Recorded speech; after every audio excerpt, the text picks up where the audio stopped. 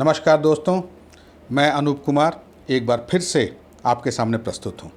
और इससे पहले कि मैं आज की चर्चा शुरू करूँ, आपको धन्यवाद देना चाहूँगा कि जो मेरा पिछला वीडियो था ऑब्जेक्शन हैंडलिंग पे, उसकी भी आपने बहुत तारीफ़ की। फिर से आपको बहुत बहुत धन्यवाद उसके लिए।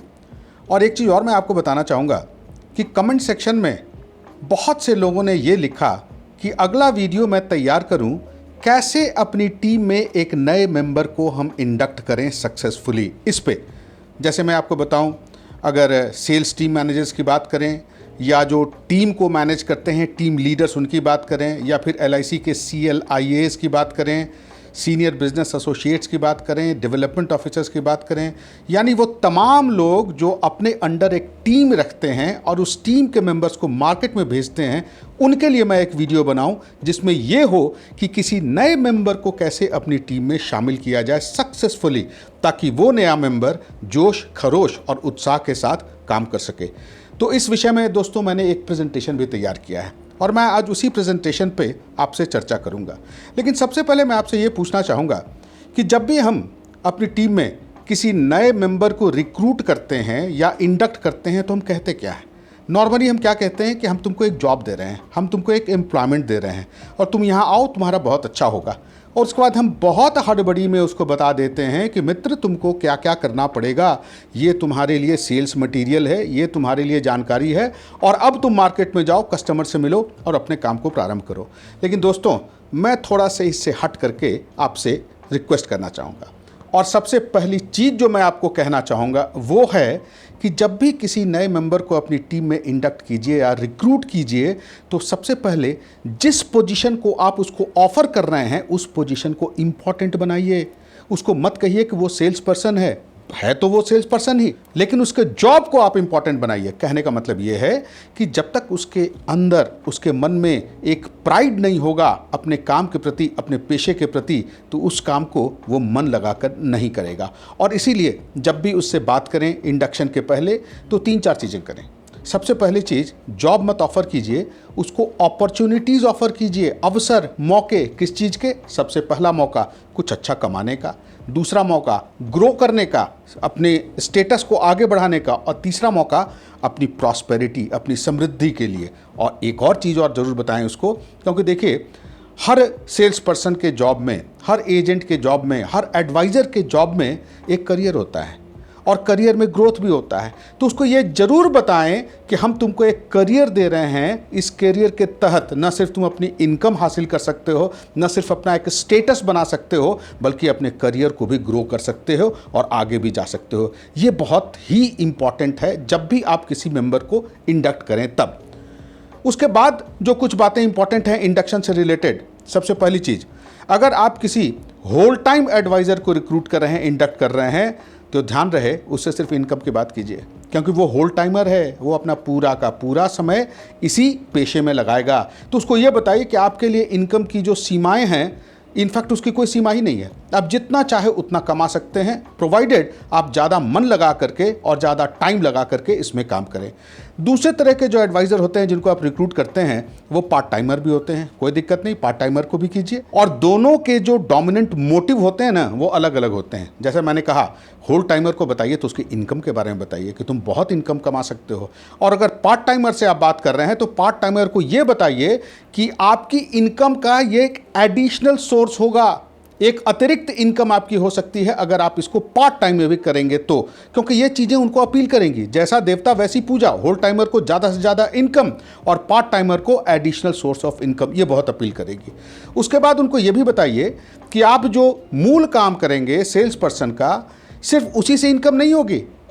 जैसा कि मैं जानता हूँ, किसी भी ऑर्गेनाइजेशन के सेल्स पर्सन के लिए कई कॉम्पिटिशन्स होते हैं, कई अवार्ड की स्कीम होती हैं, कई इंसेंटिव होती हैं, और जैसे जैसे वो अच्छा काम करते जाएंगे, जितना ज़्यादा अच्छा काम करते जाएंगे, उतने ही ज़्यादा उनको इंसेंटिव और उनको रिवार्ड्स मिलती जाएंगी।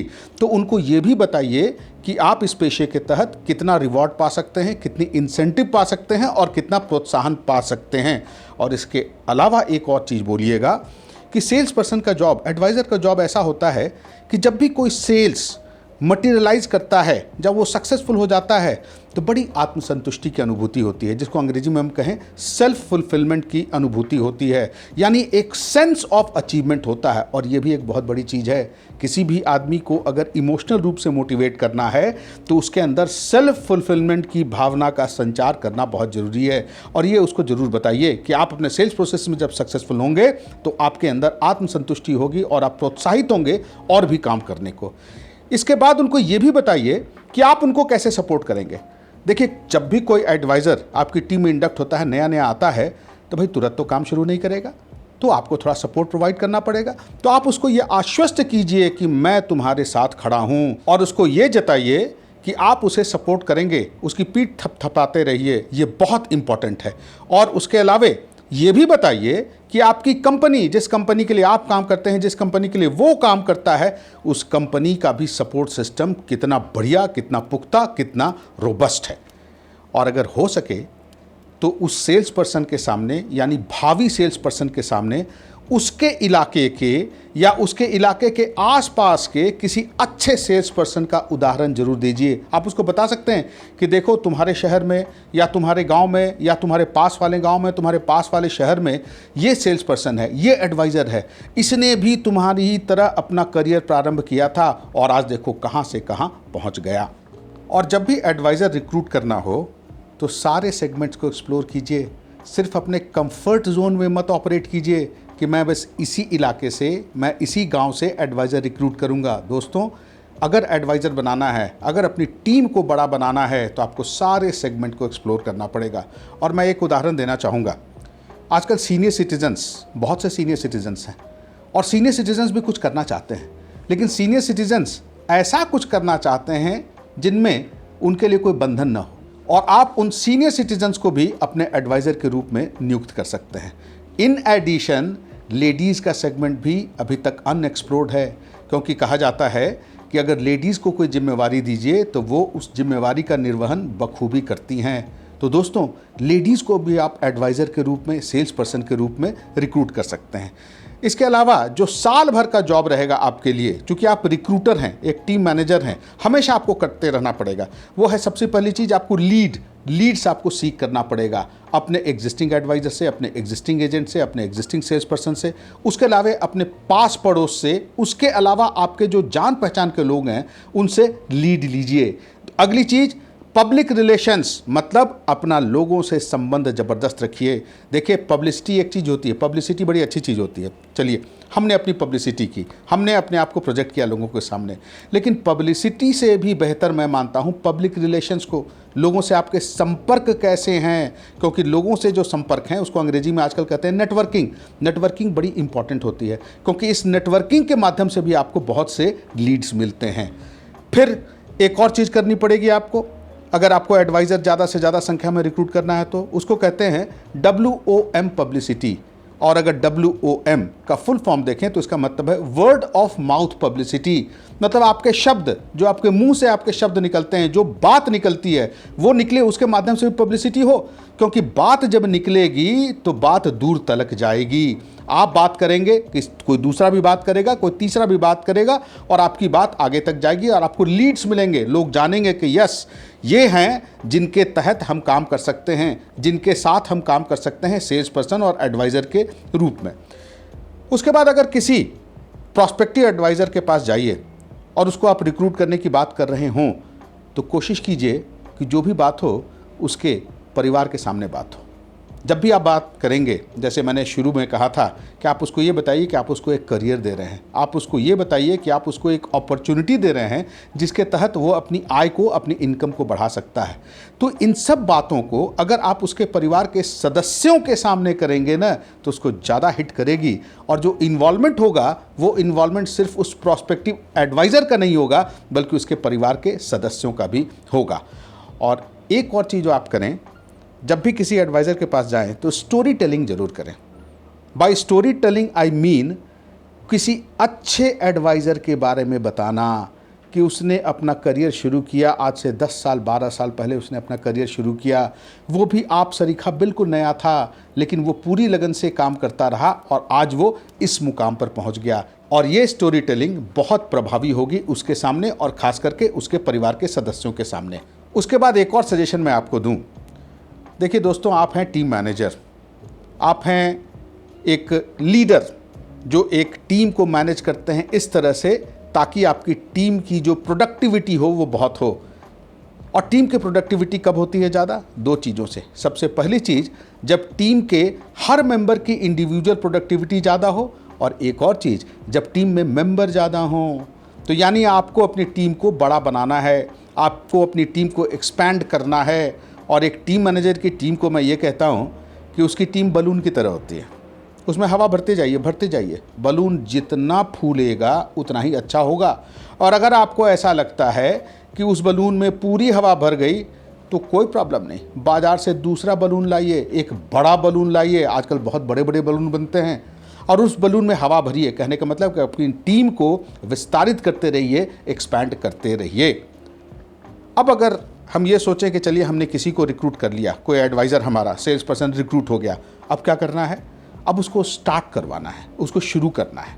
तो अगर उसको स्टार्ट करना है, शुरू करवाना है, तो सबसे पहला काम हम ये करें कि एक औपचारिक तरीके से फॉर्मलाइज्ड वे में उसको हम वेलकम करें। और अगर वेलकम करना है तो एक वेलकम किट दें। अब वेलकम किट क्या हो सकती है? सबसे पहली चीज़, एक टाइप किया हुआ साइंड अपॉइंटमेंट लेटर उसको दें। Typed and signed appointment letter जरूर दें। उसके साथ साथ आप उसको कुछ मटेरियल दीजिए। वेलकम किट के साथ क्या क्या मटेरियल दे सकते हैं आप उसको कंपनी के बारे में कुछ जानकारी दें। और अच्छा होगा अगर वो जानकारी रिटन हो, लिखित हो। कोई ब्रोशूर दे सकते हैं, कोई लीफलेट दे सकते हैं। इसके अलावा जिस प्रोडक्ट को वो सेल करेगा, कुछ भी प्रोडक्ट हो सकता है, जैसे बाजार में सेल्स पर्सन होते हैं, कोई टूथपेस्ट भी बेचता है, कोई फाइनेंशियल प्रोडक्ट भी बेचता है, कोई एफडी बेचता है, कोई म्यूचुअल फंड बेचता है, कोई इंश्योरेंस बेचता है। तो जो भी प्रोडक्ट उसको बेचना हो, उस प्रोडक्ट के बारे में कुछ बेसिक जानकारी। और तीसरी और सबसे महत्वपूर्ण चीज़, उसको अगर हो सके तो किसी ट्रेनिंग में ज़रूर भेजिए। चलिए, मैं मानता हूं कि शुरू में ट्रेनिंग में आप उसको नहीं भेज सकते हैं, लेकिन बहुत अच्छा होगा कि अगर शुरू के 7 दिनों में आप उसको अपने साथ बिठा करके आधा घंटा ही सही अपने अनुभवों के आधार पर प्रशिक्षित करें और साथ ही साथ उसको वो जानकारी दें जो जानकारी उसको उसके काम में मदद करे। उसके बाद दोस्तों, उनको एनकरेज कीजिए ज़रा ऊंचा सोचने को। थिंक बिग, ऊंची सोच ऊंची खोज। कई बार ऐसा होता है ना कि हम अपने एडवाइज़र्स के अंदर एक इच्छा, एक एम्बिशन नहीं जागृत करते हैं। इसके कारण उसकी सोच छोटी हो जाती है, वो छोटा ही सोचता है, वो छोटा ही प्रोडक्ट बेचता है। इम्पॉर्टेंट ये है कि हम शुरू से ही उसकी सोच ऊंची कर दें। जब भी वो सोचे तो कुछ ऊंचा सोचे, ताकि उसकी इनकम भी अच्छी हो, ताकि उसका सेल भी अच्छा हो।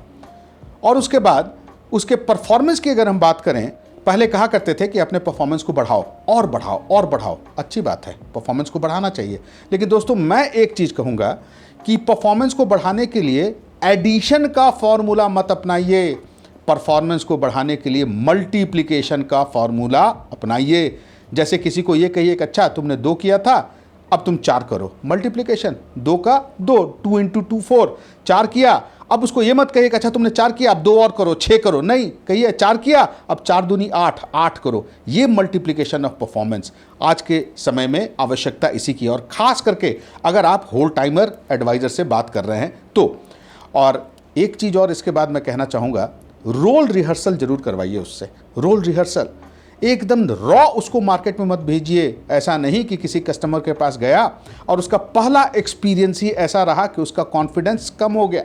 इसलिए रोल रिहर्सल उससे ज़रूर करवाइए। और दोस्तों, एज अ टीम मैनेजर ये आपके लिए बहुत आवश्यक है कि आप अंग्रेजी के 3 शब्दों का ध्यान रखें। इनको मैं कहता हूँ INA। आई से कहते हैं इन्वॉल्वमेंट, उसको इन्वॉल्व कीजिए, नए एडवाइज़र को उसको जोड़े रखिए। सेकंड जो N है, उससे मैं कहता हूँ नेविगेशन, यानी उसको दिशा बताइए, बहुत इंपॉर्टेंट है ये। और तीसरी चीज़ है A, जिसको कहते हैं एक्टिवेशन, उसको एक्टिव कीजिए, सक्रिय कीजिए। आपने उसको इन्वॉल्व कर दिया, आपने उसको दिशा बता दी, लेकिन आपने उसको सक्रिय ही नहीं किया, एक्टिव ही नहीं किया, तो वो काम क्या करेगा और आपके लिए क्या प्रोडक्टिव होगा। इसलिए इन तीनों चीज़ों का समान रूप से इस्तेमाल कीजिए जब भी आप एडवाइज़र से बात करें। तो उसके बाद दोस्तों, अगर हम उसके करियर की बात करें तो उसके करियर के ग्रोथ के लिए जो शॉर्टेस्ट पॉसिबल टाइम होता है उसकी बात करें। जैसे बहुत सी संस्थाओं में, चलिए मैं लाइफ इंश्योरेंस कॉर्पोरेशन का एग्जांपल देता हूं। Life insurance corporation of India में एजेंट्स के लिए, एडवाइजर्स के लिए क्लब मेंबरशिप होती है। कई तरह के क्लब होते हैं। जैसे जैसे अच्छा काम होता जाएगा, जैसे जैसे बड़ा काम होता जाएगा, वैसे ही उसको बड़ी बड़ी क्लब मेंबरशिप प्रदान की जाएगी, of course depending upon his और हर परफॉर्मेंस। तो उसको शॉर्टेस्ट पॉसिबल टाइम बताइए, या कहीं भी किसी भी ऑर्गेनाइजेशन में है, हर ऑर्गेनाइजेशन में एडवाइजर के लिए, सेल्स पर्सन के लिए एक करियर होता है। या मैं इसको ऐसे कहूं कि उसको ये बताइए कि शॉर्टेस्ट पॉसिबल टाइम में कितना परफॉर्मेंस देना है ताकि वो अपने करियर को आगे बढ़ा सके। और उसके बाद उसको ये भी बताइए कि वो अपनी इनकम कैसे बढ़ा सकता है। जैसे इनकम बढ़ाने के लिए एक बहुत इंपॉर्टेंट चीज़ है, उसको कहते हैं डाइवर्सिफिकेशन। न सिर्फ कस्टमर का डाइवर्सिफिकेशन, यानी भिन्न भिन्न प्रकार के अलग अलग सेगमेंट के कस्टमर के पास जाना, बल्कि ये भी कि अलग अलग तरह के प्रोडक्ट्स को बेचना, क्योंकि बहुत तरह के प्रोडक्ट होते हैं। और साथ ही साथ एक चीज़ के लिए और इनकरेज कीजिए उनको कि वो प्रोडक्ट मिक्स बेचें। किसी कस्टमर को एक साथ दो प्रोडक्ट का कॉम्बिनेशन, 3 प्रोडक्ट का कॉम्बिनेशन, ये भी बेच सकते हैं। इन एडिशन टू दैट, अगर किसी फैमिली में, किसी हाउस होल्ड में जाएं तो वो पूरे हाउस होल्ड को एक यूनिट समझें। ये नहीं कि उस हाउस होल्ड के जो मुखिया हैं सिर्फ उन्हीं से बिजनेस मांगें। भाई उस फैमिली में अदर मेंबर्स भी हैं और उन अदर मेंबर्स से भी बिजनेस ले सकते हैं, किसी भी तरह का बिजनेस, चाहे फाइनेंशियल बिजनेस हो, चाहे वो किसी दूसरे तरह का बिजनेस हो। यानी पूरी फैमिली को बिजनेस का एक यूनिट समझें।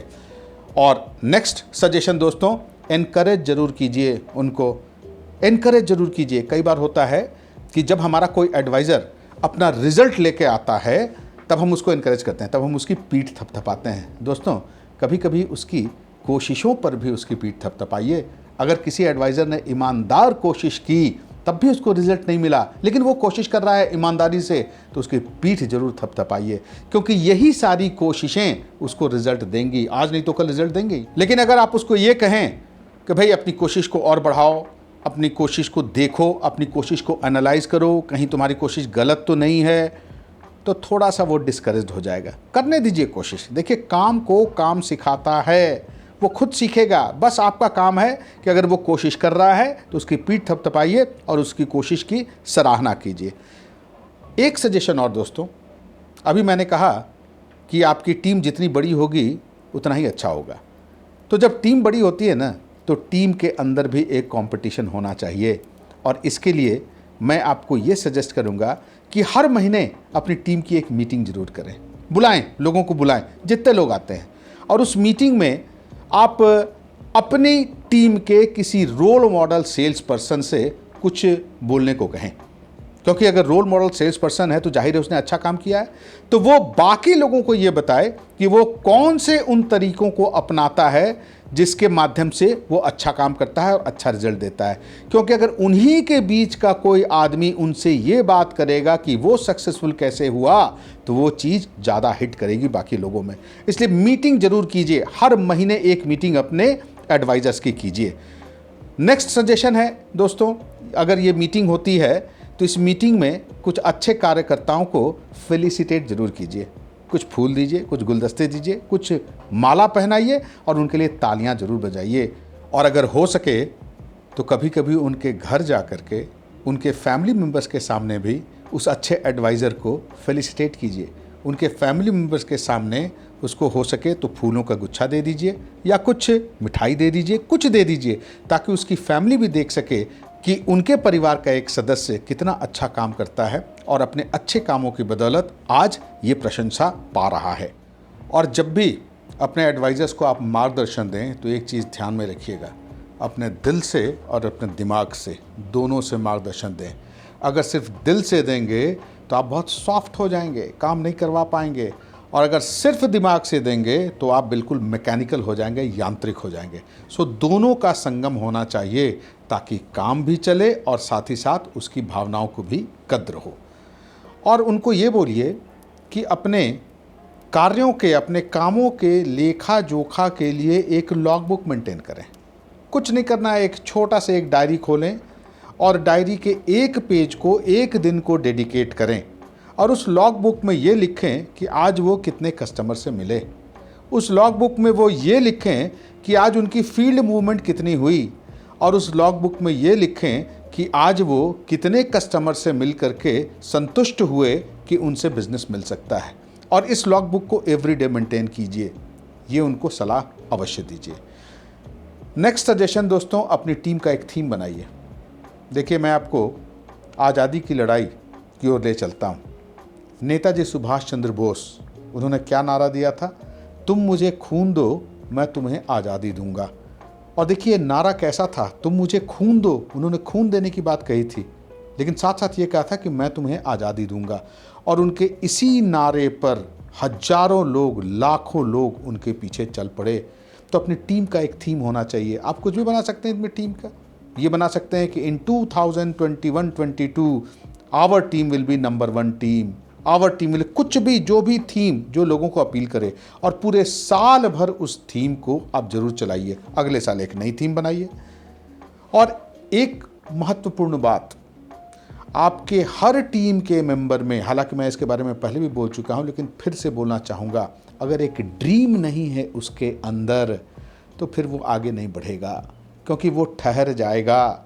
और देखिए, ऐसे भी अगर परफॉर्मेंस में इजाफा होता है ना, तो आप देखते होंगे ना, अखबारों में भी आता है इन्फ्लेशन जो होता है। तो इन्फ्लेशन की रेट अगर माने 7%, 8%, 10% अगर होती है एनुअल रेट ऑफ इन्फ्लेशन, तो हर आदमी का परफॉर्मेंस हर साल 8%, 10% तक जरूर बढ़ जाता है। लेकिन वो वृद्धि कैसी हुई वृद्धि? वो वृद्धि ठहरी हुई वृद्धि हुई। पैसे का जो अवमूल्यन हुआ उसी के हिसाब से वृद्धि हुई, तो वो कोई इंक्रीज नहीं हुई। इसलिए जब तक आपके एडवाइज़र के मन में एक ड्रीम नहीं होगा, तब तक वो इंक्रीज नहीं कर सकेगा अपने परफॉर्मेंस में, जो इंक्रीज उसको किसी ऊंचे मुकाम पर पहुंचा सके। और अपने एडवाइजर्स को हमेशा मोटिवेट कीजिए कि वो अपने मूल स्ट्रेंथ, अपने कोर स्ट्रेंथ पर भरोसा करे, दूसरे की नकल नहीं करें। क्योंकि दूसरों की अगर कोई नकल करता है तो वो कहाँ पहुँचता है? वो वहाँ पहुँचता है जहाँ दूसरे पहुँचना चाहते हैं। वो वहाँ नहीं पहुँचता है जहाँ वो खुद पहुँचना चाहता है, क्योंकि उसने तो नकल की थी। तो ठीक है, दूसरों से प्रेरणा लेना अच्छी बात है, लेकिन दूसरों को फॉलो मत कीजिए, ये सलाह उनको जरूर दीजिए। दूसरों को ऑब्जर्व कीजिए। हर आदमी में कुछ अच्छी चीज़ें होती हैं, हर आदमी में कुछ ऐसी चीज़ होती है जिसको नहीं सीखना चाहिए। जो अच्छी चीज़ है उसको सीखें, लेकिन सीख करके उसी के तरीके से उसको नहीं अपनाएं, बल्कि अपने तरीके से उसको अपनाएं। क्योंकि आपका जो तरीका है वो आपका अपना तरीका है, वो आपका साथ देगा, क्योंकि उस पर आपका पूरा कमांड है। और दोस्तों, हर एडवाइज़र का एक डोमिनेंट मोटिवेटिंग फैक्टर होता है, एक ऐसा फैक्टर जो उसको बार बार प्रेरित करता है काम करने के लिए। और हर एडवाइज़र का ये डोमिनेंट मोटिवेटिंग फैक्टर अलग अलग होता है। मैंने देखिए ये लिखा है, कुछ लोगों के लिए होता है अप्रिसिएशन और अप्लॉज, प्रशंसा कीजिए, तालियां बजाइए, बहुत खुश होंगे और इसी प्रशंसा के लिए, इन्हीं तालियों के लिए वो खूब काम करेंगे। कुछ का होता है सिर्फ इनकम, भाई हमको कितना पैसा मिल रहा है और मेरी आय कितनी हो रही है मेरे इस काम से, और मैं अपनी आय को और कितना बढ़ा सकता हूँ, और ज़्यादा बढ़ाने के लिए कितने और काम की आवश्यकता होगी। और एक मोटिवेटिंग फैक्टर और होता है, उसको कहते हैं प्रेशर टू परफॉर्म। हमको काम करने के लिए कुछ दबाव चाहिए। मैं आपको उदाहरण देता हूँ।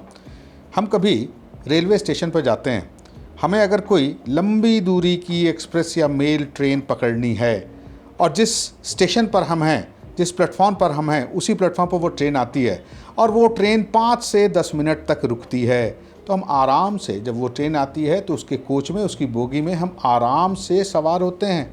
और वही कल्पना कीजिए कि हम किसी एक ऐसे छोटे से स्टेशन पर हैं जहां वही ट्रेन आती है और मात्र 1 मिनट रुकती है, तो हम अपने आप को तैयार कर लेते हैं उसी के हिसाब से, यानी प्रेशर टू परफॉर्म। एक जगह हमें कोई प्रेशर नहीं है, 5 से 10 मिनट वो ट्रेन रुकती है तो हम आराम से ट्रेन में सवार होते हैं, और दूसरी जगह वो ट्रेन सिर्फ 1 मिनट रुकती है तो हम अपने आप को प्रिपेयर करते हैं और ट्रेन में हम सवार हो ही जाते हैं। तो दोस्तों, ये प्रेशर टू परफॉर्म भी काम देता है कभी कभी। और 3-4 और सजेशंस मैं देना चाहूँगा दोस्तों। सबसे पहली चीज़, अपने कार्यकर्ताओं को, अपने एडवाइजर्स को डिस्ट्रीब्यूट कीजिए। क्या डिस्ट्रीब्यूट करना है? Monthly target. दूसरी चीज़, उनको एंगेज कीजिए। किस चीज़ में एंगेज करना है? एक मीनिंगफुल एक्टिविटी में, अपने टारगेट को पूरा करने के लिए एक मीनिंगफुल प्रोडक्टिव एक्टिविटी में वो एंगेज्ड हैं या नहीं। और तीसरी चीज़, वेरीफाई कीजिए, बीच बीच में चेक करते रहिए कि क्या वो उस मीनिंगफुल एक्टिविटी में एंगेज्ड है या नहीं। अगर नहीं एंगेज्ड है तो फिर से उसको वापस पटरी पर लाइए और उसके बाद उसको एक्साइट भी कीजिए, उसको हमेशा प्रोत्साहन दीजिए, एक्साइटमेंट दीजिए, शाबाश, अच्छा काम कर रहे हो, करते जाओ, अच्छा काम कर रहे हो। और फिर एक और चीज़ है, वो है आप लॉजिकल होइए अपने डिमांड में। कभी कभी हम कुछ परफॉर्मेंस डिमांड करते हैं कुछ अपने ऐसे एडवाइज़र से जो उतना परफॉर्मेंस नहीं दे सकता है, तो वो अपने आप को क्या कर लेता है? आपकी डिमांड से कंप्लीटली डिसकनेक्ट कर लेता है, क्योंकि आप लॉजिकल नहीं हैं अपनी डिमांड में। तो ऐसा डिमांड कीजिए जो थोड़ा सा हाई तो हो, लेकिन साथ ही साथ वो उसको अटेम्प्ट कर सके और उस डिमांड से अपने आप को रिलेट कर सके। और नेक्स्ट चीज़ है दोस्तों, ओन कीजिए, यानी स्वामित्व। पूरी ओनरशिप होनी चाहिए। जैसा भी आपका एडवाइज़र है, जैसा भी आपका सेल्स पर्सन है, उसको पूरा ओन कीजिए। भाई, सब कोई पैदा होते ही आउटस्टैंडिंग परफॉर्मर तो नहीं हो सकता है ना। लोग सीखते हैं, दुनिया में सीखते हैं, आपके मार्गदर्शन से सीखते हैं, तो शुरू शुरू में तो कुछ गलती करेगा ही। तब इस गलती के कारण उसको कंडेम मत कीजिए, उसको ओन कीजिए, जो भी है मेरा है और कल मेरे लिए बहुत अच्छा काम करेगा। और उसको पैट कीजिए। पैट करने का मतलब उसको शाबाशी दीजिए। मैंने थोड़ी देर पहले आपसे ये कहा था कि उसको उसकी कोशिशों के लिए भी शाबाशी दीजिए। अगर वो ईमानदार कोशिश कर रहा है तो सिर्फ रिजल्ट के लिए शाबाशी मत दीजिए। जब तक कोशिश नहीं होगी तब तक रिजल्ट कैसे होगा। और दोस्तों, ये जो मैंने चीज़ें कहीं, सबसे पहले मैंने क्या कहा? Distribution, T. उसके बाद मैंने क्या कहा? एंगेज कीजिए, यानी ई। उसके बाद मैंने क्या कहा? वेरीफाई कीजिए कि वो मीनिंगफुल एक्टिविटी में एंगेज्ड है या नहीं है। उसके बाद मैंने क्या कहा? एक्साइट कीजिए, ई। उसके बाद मैंने क्या कहा?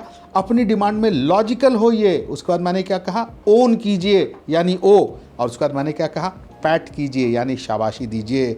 और इन सब वर्ड्स के पहले लेटर्स को आप देखें तो उससे बनता है डेवलप। दोस्तों, मेरे हिसाब से this is how you can develop an adviser.